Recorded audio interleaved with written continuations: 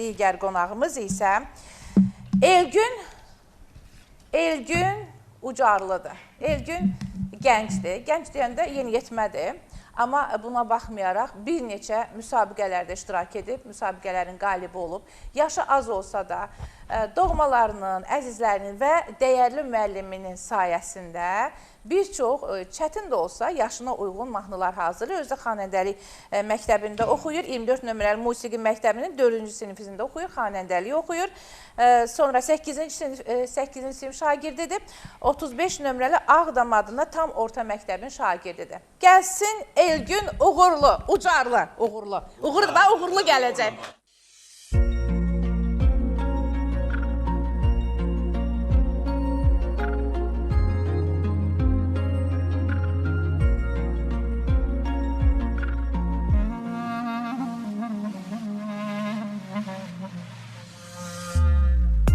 Yollarım yorursa məni, elə mən olmaz, mən olmaz.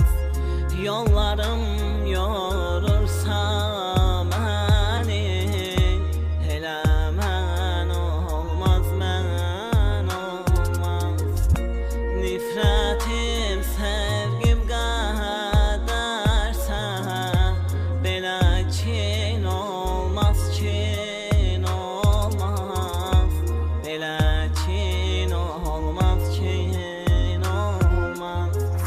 Nifrətim, sevgim qədərsə, belə kin olmaz, kin olmaz. Belə kin olmaz, kin olmaz.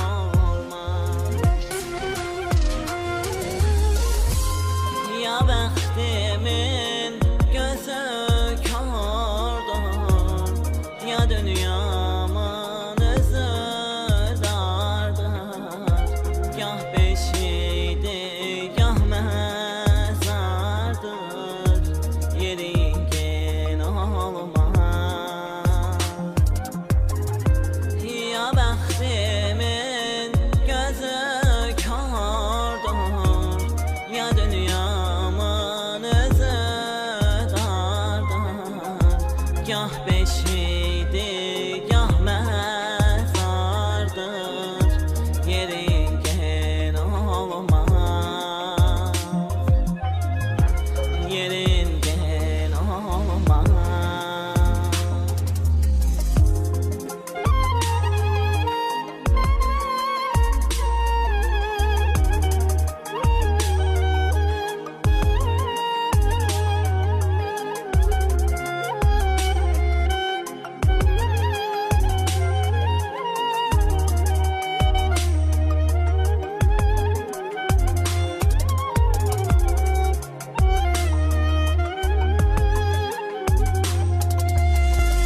Hərdən ağzımdan süd qoxur, gah içimdə ölüm xofur. Hərdən ağzımdan süd qoxur, gah içimdə ölüm xofur. Ötən ömrüm şirin yuxum, yuxum tin olmaz, tin olmaz. Yuxum tin olmaz, tin olmaz. Ötən ömrüm şirin yuxum, yuxum tin olmaz, tin